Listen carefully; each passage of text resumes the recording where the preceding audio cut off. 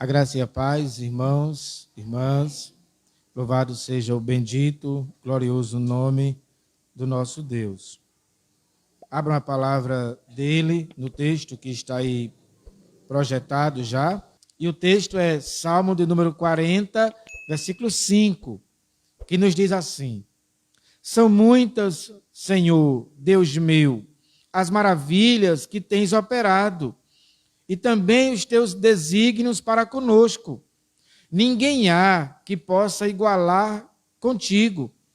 Eu quisera anunciá-los e deles falar, mas são mais do que se pode contar.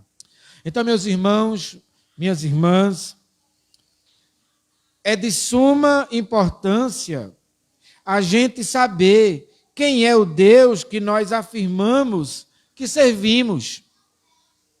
Em outras palavras, é bom e necessário a gente saber quais são os atributos de Deus, o que Deus pode e faz em nosso favor. Sendo assim, quem é Deus? Como nós podemos defini-lo? Isso posto, com as nossas Bíblias abertas, vamos olhar atentamente para o versículo lido e tentar entender o que ele nos fala por meio do salmista. O salmista nos informa dando a sua própria definição de quem é Deus. E ele, claro, expressou nas palavras dele quem Deus é acertadamente. E não somente isso, o salmista também nos fala sobre o que Deus fez na vida dele e, consequentemente, o que Deus pode e faz também em nosso favor. Sendo assim, sem mais delongas, vamos ao que o texto nos ensina. E, a princípio, vejamos como o salmista explica a pessoa de Deus. Esse versículo 5 aí do Salmo 40 nos mostra que, em primeiro lugar, para o salmista, Deus é um ser único e incomparável. Isso porque ele diz assim: ninguém há que possa igualar contigo. Ninguém há que se possa igualar contigo. Ele está aqui demonstrando que Deus é único, incomparável, inigualável. Em outras palavras, não existe nada nem ninguém igual a Deus, irmãos e irmãs. Nas palavras de um estudioso já falecido, chamado Berkhof, ele diz assim: Deus se distingue de todas as suas criaturas pela sua perfeição infinita. Então, Berkhof, na sua sistemática, ele diz que Deus ele se distingue de todas as suas criaturas pela sua perfeição infinita. Isto porque Deus ele é único, ele é singular. No que diz respeito a ele ser único e singular, sabemos que ele é um Deus que nós o conhecemos na sua perfeita manifestação trinitariana. Ele é a Trindade, mas ele é único. Não são três deuses, é um único Deus. Por isso que o povo de Israel recebeu como uma espécie de confissão de fé daquela época. O que está escrito em Deuteronômio, capítulo 6, verso 4, quando Moisés disse assim: ouça, ó Israel, o Senhor nosso Deus, o Senhor é único. Então, Moisés chama o povo ao entendimento, dizendo: ouça, atentem, o Senhor nosso Deus, o Senhor, ele é único. Quando nós avançamos na profecia bíblica e chegamos no livro de Isaías, o profeta Isaías foi claríssimo sobre esse assunto. Na profecia dele, no capítulo 44, versículo 6, está escrito: assim diz o Senhor, Rei e Redentor de Israel, o Senhor dos exércitos, eu sou o primeiro e o último. Não há outro Deus. Notam? Ele diz: eu sou o primeiro e o último. Não há outro Deus. Sendo assim, meus irmãos, minhas irmãs, Deus é um ser pessoal, infinitamente superior a todos e a tudo que existe. Ele é único, ele é incomparável. Até porque Deus é o Criador e sustentador, preservador de todas as coisas. Como nós sabemos muito bem, no primeiro versículo da Escritura Sagrada, no livro do Gênesis, no capítulo 1, verso 1, ali começa dizendo: no princípio criou Deus os céus e a terra. Ele é o Criador. Sendo assim, na definição acertada do salmista, Deus ele é um ser único, inigualável, incomparável. O que significa dizer que ele é um ser transcendente. Que ele é um ser transcendente. Ou seja, de certa maneira, ele está fora de tudo aquilo que ele criou. Ele é superior. Se não vejamos parte do versículo 15 do capítulo 57 da profecia de Isaías, a parte A diz assim: o alto e sublime, que vive na eternidade, o santo diz: habito nos lugares altos e santos. Isso significa que Deus ele transcende a tudo e a todos. De certa maneira, ele está fora, mostrando que ele é único, que ele é singular. E esse é o primeiro atributo que o salmista mostra, que ele mostra para definir a pessoa de Deus. As palavras do salmista, Deus é isso aí. Ele é o único Deus, não há outro. Ele é inigualável, incomparável. Mas ele não é somente um Deus único, criador e transcendente. Porque o salmista, em segundo lugar, vai definir Deus assim, dizendo que Deus é um ser que se relaciona com a sua criação. Note que o salmista se refere à pessoa de Deus da seguinte maneira: Senhor, Deus meu. Ele é um Deus pessoal. E o salmista diz: ele é meu Deus. Por isso que em outro contexto o salmista vai dizer: ele é o meu pastor. Ele cuida, ele se relaciona comigo. Isto significa que, de um lado, Deus é transcendente. Isto é, ele habita separado, ele está fora de tudo que foi criado. Porém, por outro lado, ele é um Deus imanente. Eu lembro-me que em uma das aulas de EBD, não nessa agora, se não me foge a memória, na semana passada, Irã explicou um pouco sobre isso, da questão dele, ao mesmo tempo, ser transcendente e ser imanente. E como sendo imanente, ele não se confundir com a sua criação. Não é? Ele se relaciona, mas ele não se funde com ela, ele não se mistura com ela. Ao contrário, significa relacionamento com aquilo que ele criou. Ele não é o Deus, nas palavras dos teólogos, relojoeiro, que criou, que deu corda na ideia de que colocou leis, estabeleceu leis nesse universo e deixou por sua própria conta. Não. De um lado ele está fora, do outro lado ele vem propositalmente e se relaciona com a sua criação.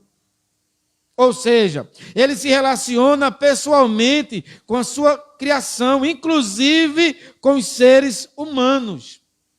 Ele cuida de toda a criação, mas ele se relaciona inclusive com os seres humanos, feitos à sua imagem e semelhança.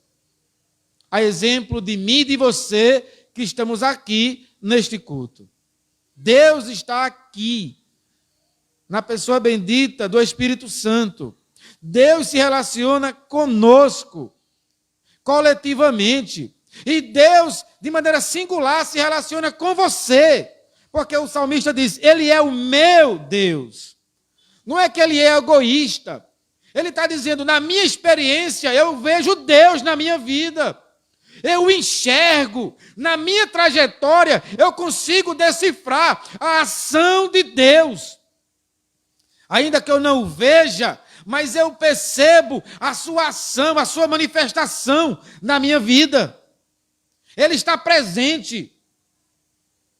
Então ele é meu Deus, claro, como indivíduo. Mas como eu faço parte de uma coletividade, que é a igreja, ele torna-se o nosso Deus, nos guiando coletivamente, mas individualmente tratando com cada um de maneira singular, de maneira particular, na sua necessidade, no propósito que ele designou para a sua vida especificamente.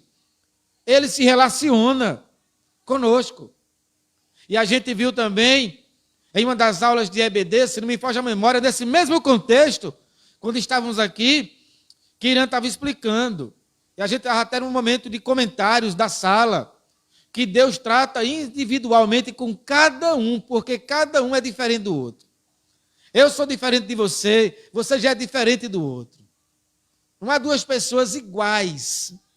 Cada pessoa tem uma personalidade. E aí ele trata individualmente com você. E aí a maneira que ele está tratando com você hoje pode ser diferente da maneira que ele está tratando comigo, com o seu irmão. Mas de maneira geral, ele está cuidando, se relacionando com cada um dos seus filhos.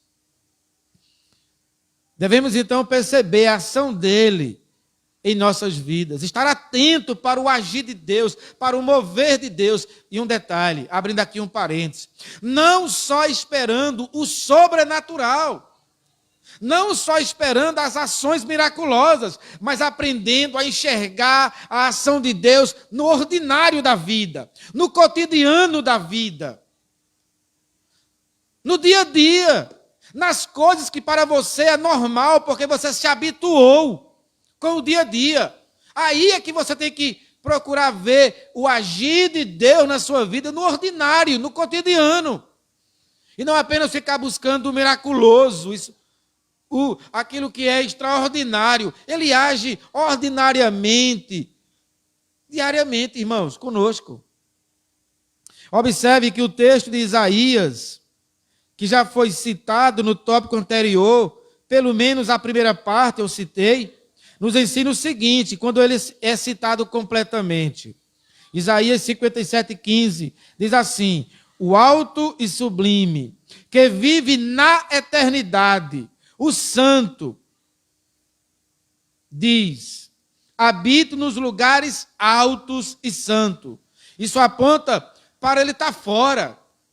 Agora, o texto continua dizendo, e também, que coisa linda, e também com os de espírito oprimido e humilde, dou novo ânimo aos abatidos e coragem aos de coração arrependido. Então, em primeiro lugar, o texto ensina a transcendência de Deus, o fato dele estar fora. Agora, em segundo lugar, no mesmo texto, nós aprendemos a imanência de Deus, o fato dele vir propositalmente e se relacionar conosco. E o texto dizendo que ele se relaciona com o contrito, com o abatido de espírito, com aqueles que carecem, que necessitam. Irmãos e irmãs, é muito bom saber que Deus, ele relaciona-se conosco. É bom saber que ele nos vê.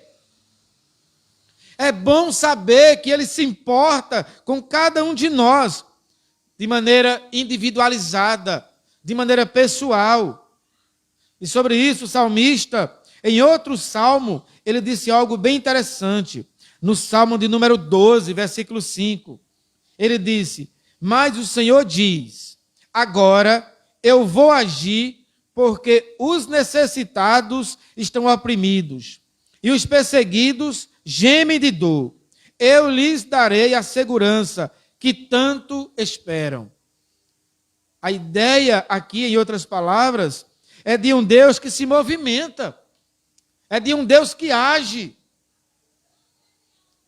é de um Deus que se ergue do seu lugar de poder e de glória e vem em direção aos aflitos, aos carentes e necessitados da sua ajuda. E aí tudo isto, irmãos e irmãs, mostra que o salmista, ele está correto em sua definição de Deus. Realmente, Deus se relaciona conosco. Deus se relaciona com com a obra que ele criou. Por isso, com confiança e reverência, nós podemos e devemos se referir a ele como sendo o nosso Deus. O nosso Deus. Como sendo o nosso pastor, o nosso guia, aquele que se importa, aquele que cuida. Até porque, em terceiro lugar, o salmista vai definir Deus dizendo que ele é Senhor. Ele é único e incomparável, ele se relaciona conosco, mas ele é Senhor. Observe que o salmista se dirige a Deus dizendo, são muitas, Senhor. E Senhor com letra maiúscula. Não é Senhor com letra minúscula, apenas mostrando um respeito, uma certa reverência.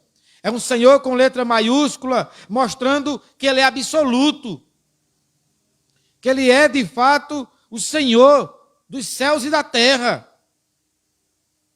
Isto porque Deus não é apenas um ser único, um ser incomparável. Como também, ele não é somente um ser que se relaciona com a sua criação. Ele também é o Senhor de tudo e de todos. Ele é Senhor no céu, na terra, no inferno. Ele é Senhor absoluto. É por isso que o salmista, agora no Salmo 95, verso 3, ele escreveu, pois o Senhor é o grande rei acima de todos os deuses. Deuses com D minúsculo. Deuses fabricados pela mente humana, pela idolatria do ser humano. Deus, ele é grande, rei, e rei com R maiúsculo. Rei absoluto. Rei por sempre existir. Ele está acima de todos os deuses. Nas palavras do salmista, esse Deus, ele é de fato o nosso rei, irmãos. Nosso rei.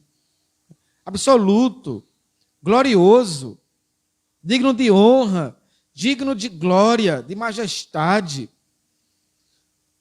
Apenas uma nota de rodapé.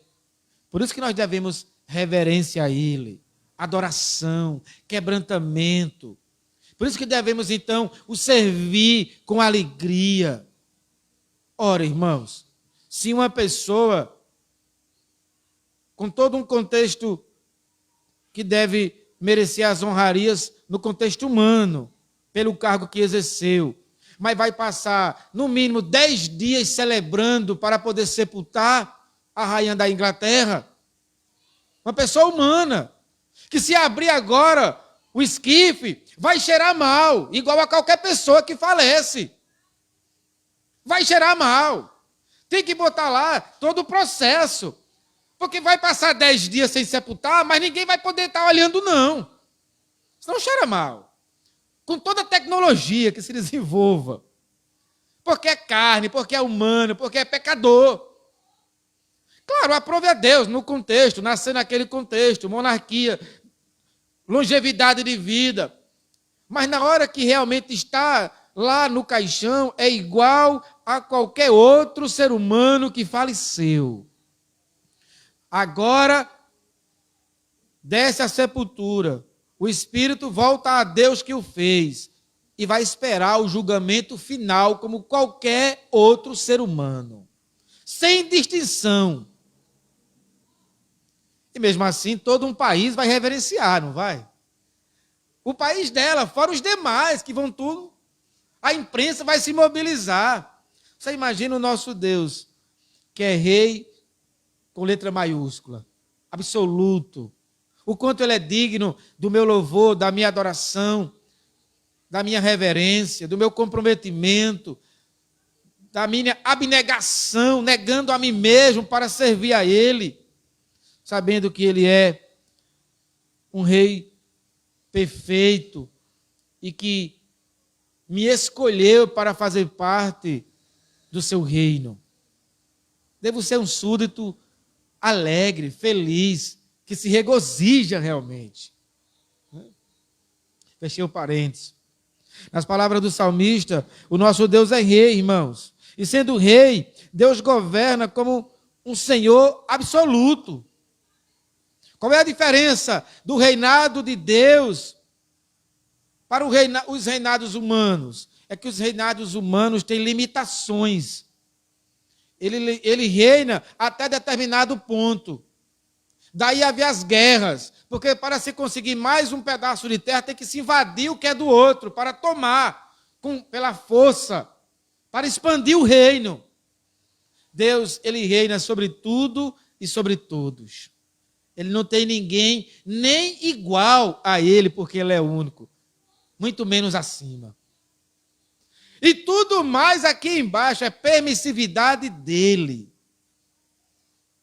Se ele quer que realmente chegue em uma longevidade, como chegou a rainha nos seus 90, né? Mas perdeu para São Noé, que não é rei, que não é visível, mas que ontem comemoraram 100 anos, ele sentado, vestido, para a glória de Deus. E toda a família, toda a prole ali, né? Festejando e celebrando. Porque é Deus que determina. Quando ele diz chegou o dia, chegou, acabou, já foi. Então, querido, querida, Salmo de número 11, verso 4 diz: o Senhor, porém, está em seu santo templo. O Senhor governa dos céus, observa a todos com atenção, examina cada pessoa na terra. Esse é um rei perfeito, porque ele é um rei que tem atributos que só ele possui. Atributos de poder, ele é invencível. Atributos de onisciência, ele conhece tudo. De onipresença, ele está e vê tudo. Ele é um rei perfeito. Ele é Senhor, nas palavras do salmista. Então, meus irmãos, minhas irmãs, afirmar que Deus é Senhor é o mesmo que dizer que ele possui autoridade sobre todos os seres criados. Inclusive, ele possui autoridade absoluta sobre cada ser humano. Ele possui autoridade absoluta sobre cada ser humano na face da terra. Uma nota aqui de rodapé interessante, irmãos. Na qualidade de Senhor, Deus tem nas mãos o destino de toda a humanidade. Ninguém fica fora do seu olhar. Ele tem nas mãos o destino de toda a humanidade. E sobre esse assunto, ouçamos, por exemplo, as palavras que estão escritas no livro de Jó. No capítulo 14, verso 5, do livro de Jó, diz assim: estabeleceste a extensão de nossa vida.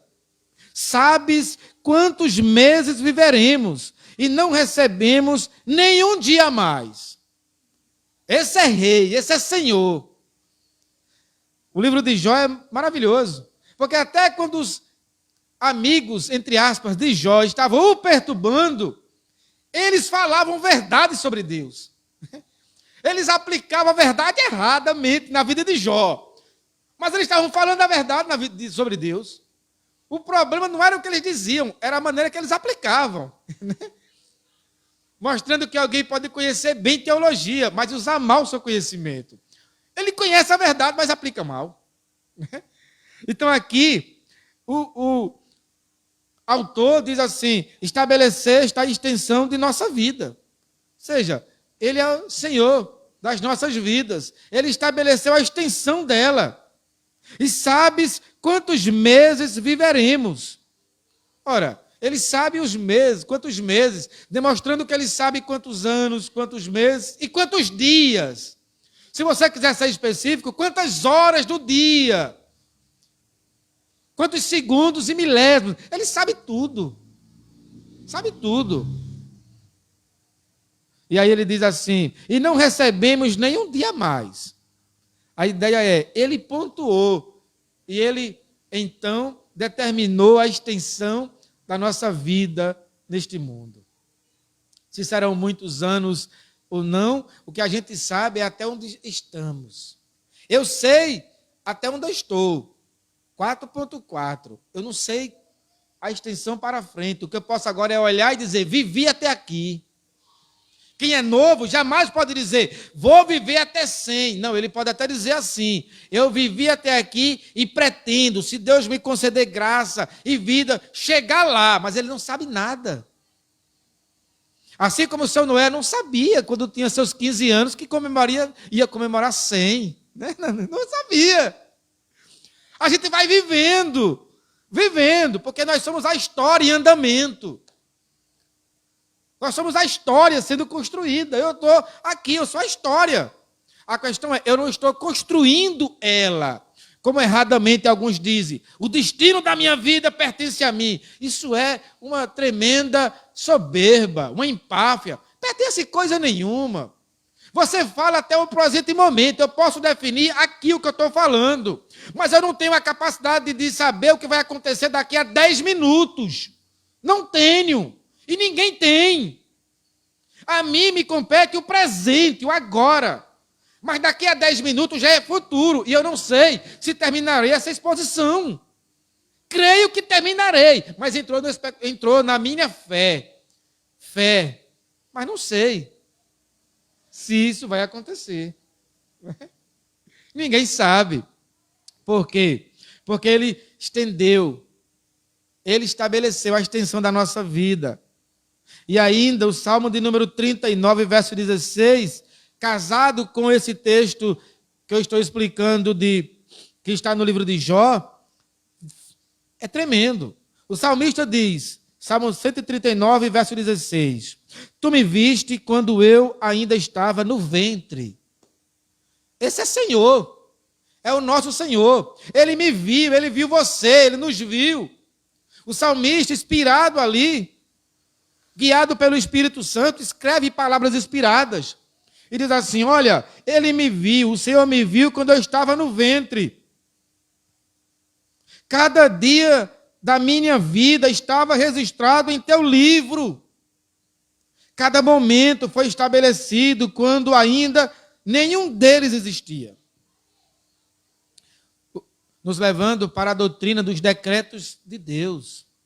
Antes mesmo da minha existência física, antes mesmo de acontecer o ato onde houve a materialização, onde eu fui gestado no ventre de minha mãe, na mente de Deus, ele já estava lá, estabelecendo e vendo. E aí, porque ele decretou lá, então agora a coisa se desenrola. E aprove um dia, onde eu fui gerado, e você também, no ventre da sua mãe, e Deus estava lá vendo, contemplando, e mais, ele estava lá estabelecendo a extensão da sua vida nesta terra. Todos os seus dias, seus momentos, quando nenhum deles existia, porque você ainda não vivia. Você estava em processo. Filosoficamente, viver no sentido de viver, nascer, né? Porque nós sabemos que já está lá, vivendo no ventre, né? Claro, né? Senão não era crime o aborto. Eu estou falando de viver, de você ter a consciência de, ou pelo menos seus pais terem a consciência de que pegaram você em mãos ali. Se a gente fosse olhar por esse ângulo, o aniversário tem que ser comemorado no momento que a mulher descobriu que estava grávida. Que lá já acontece, você já está vivendo lá. Fui ao médico, fiz o exame, você está com 3 semanas de gravidez. Anote. E não seria nada errado, a partir daí você contar a idade dele. Ele não vai querer que vai ficar velho, né? Mas ele não já é um ser, não? Não já é seu filho, sua filha, não? Agora a gente tem aquela ideia, meu filho nasceu para esse mundo, no sentido de entrou realmente nesse mundo, saindo de você, apartando-se de você. Mas ele já estava nesse mundo através de você.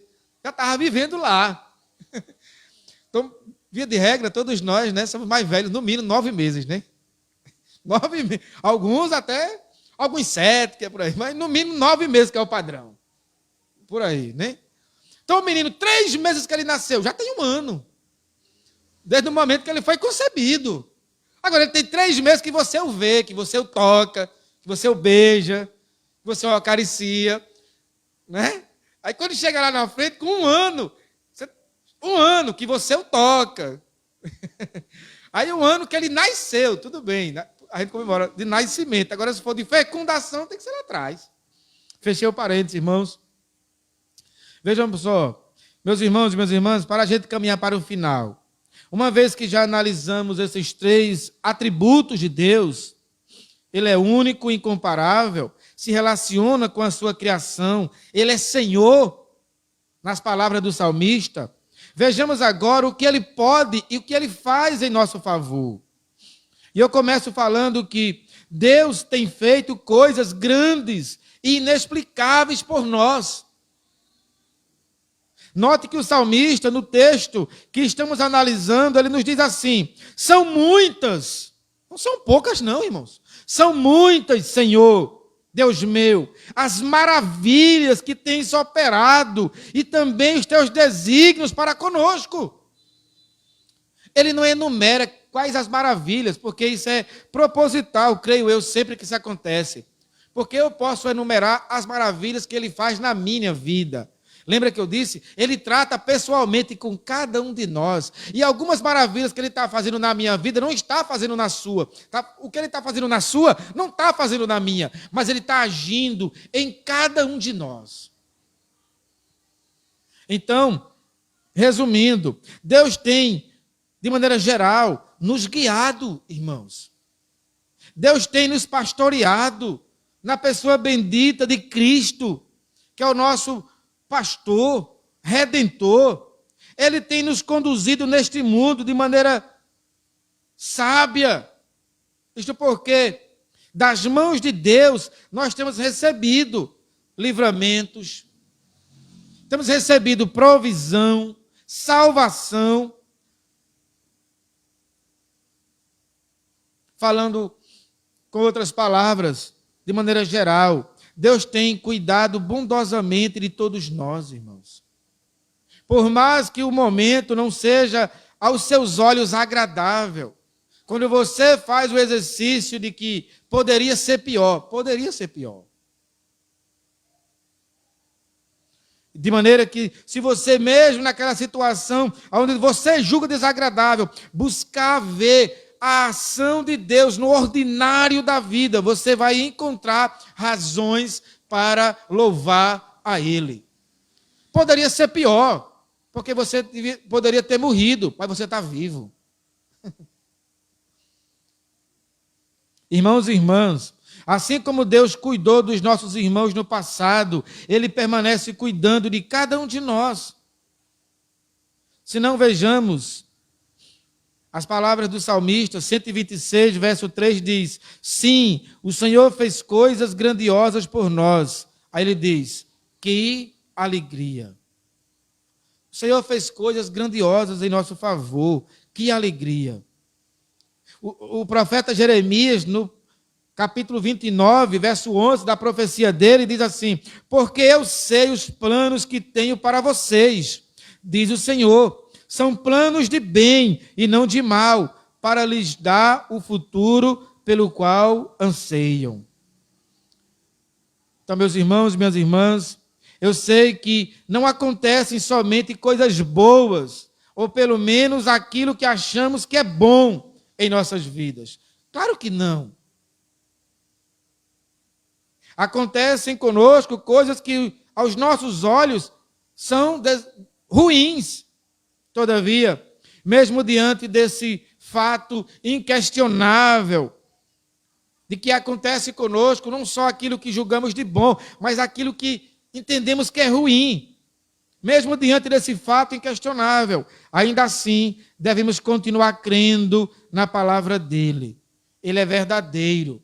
E ele nos diz, por meio do seu apóstolo Paulo, no capítulo 8, verso 28 de Romanos.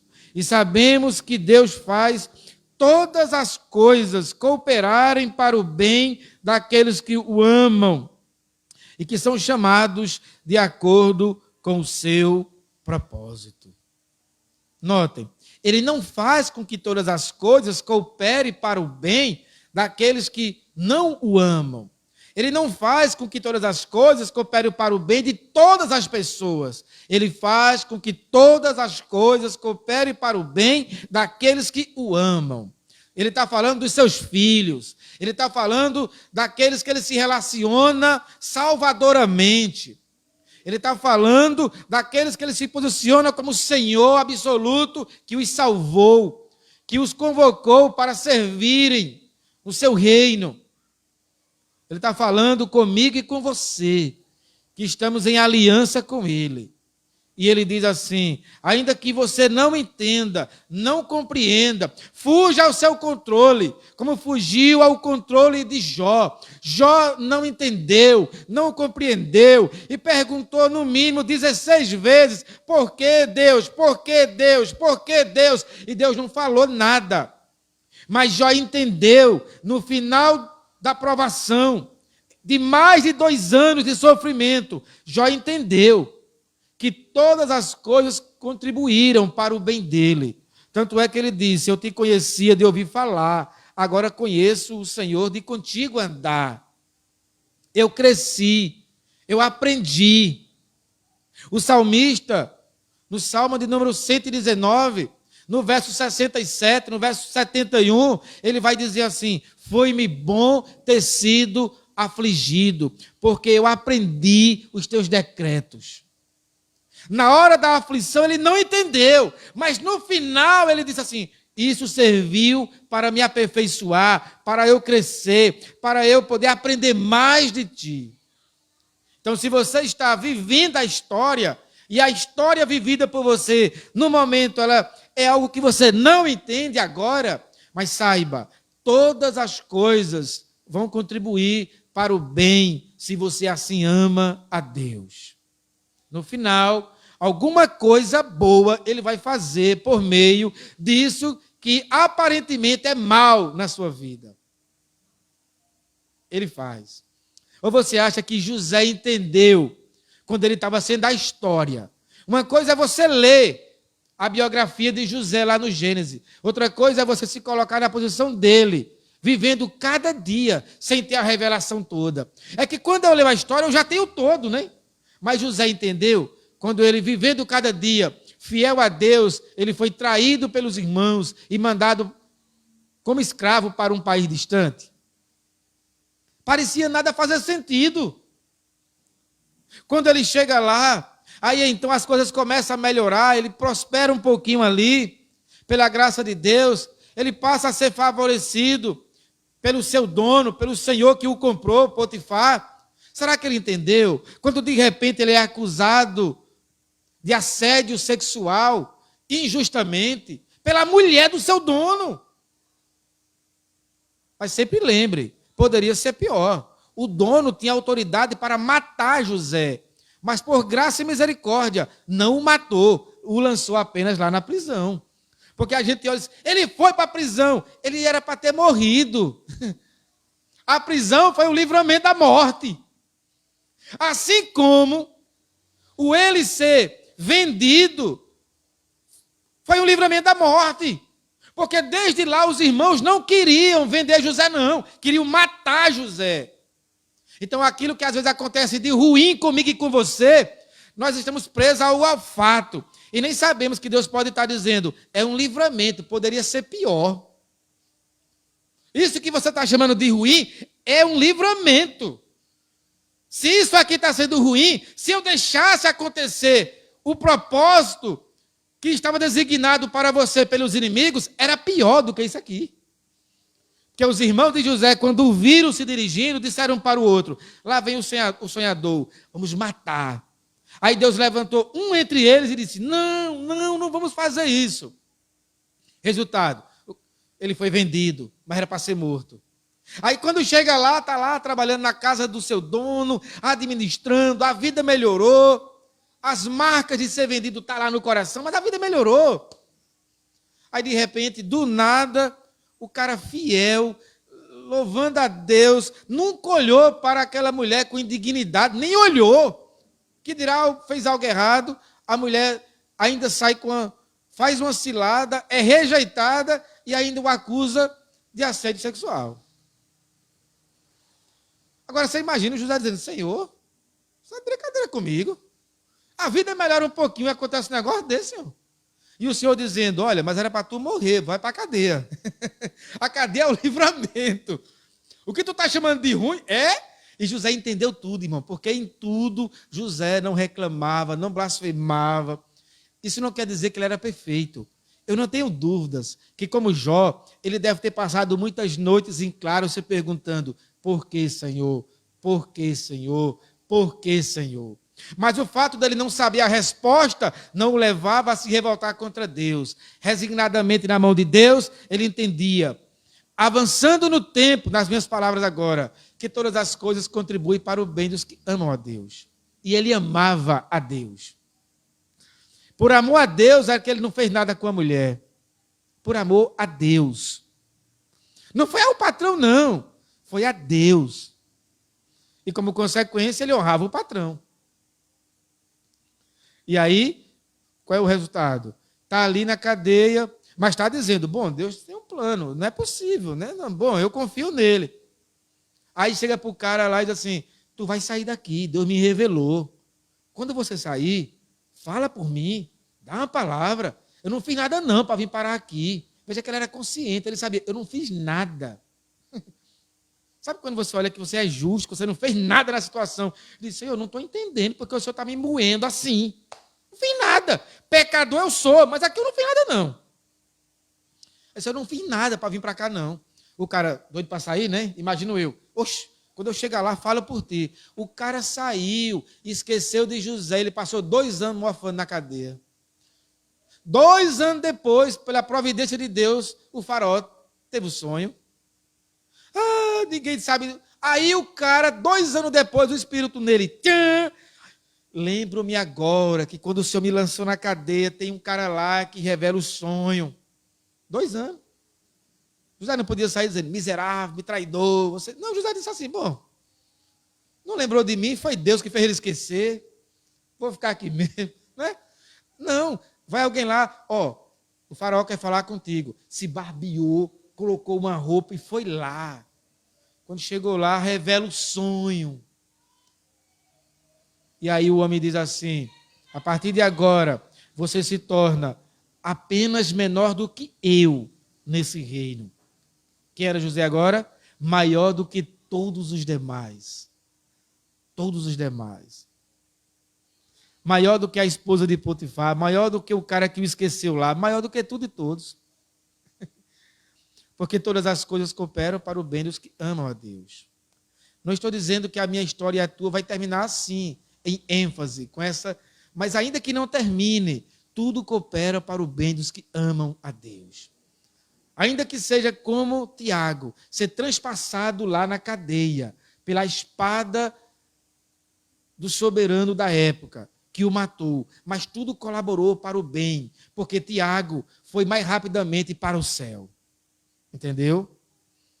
Ele morreu, enquanto os outros apóstolos ficaram sofrendo perseguição e luta, ele já estava na glória, desfrutando das suas primeiras obras. Já estava lá, de maneira que tudo coopera. Ainda quando termina de maneira tragédia para a gente, cooperou. Porque se ama a Deus, vai para o céu. E é melhor o céu aqui. Eu quero viver, óbvio. Porque quem está lá, eu duvido que queira voltar. Não, Senhor, deixa eu aqui mesmo. Eu não queria não, porque eu não conhecia a realidade. Mas agora, não. Vamos ficar em pé? Quem é Deus para você, querido, querida? O que Ele tem feito por você? Espero que para você Deus seja único. Que você não tenha nada que divida a glória dEle. Que você o adore unicamente na pessoa de Cristo.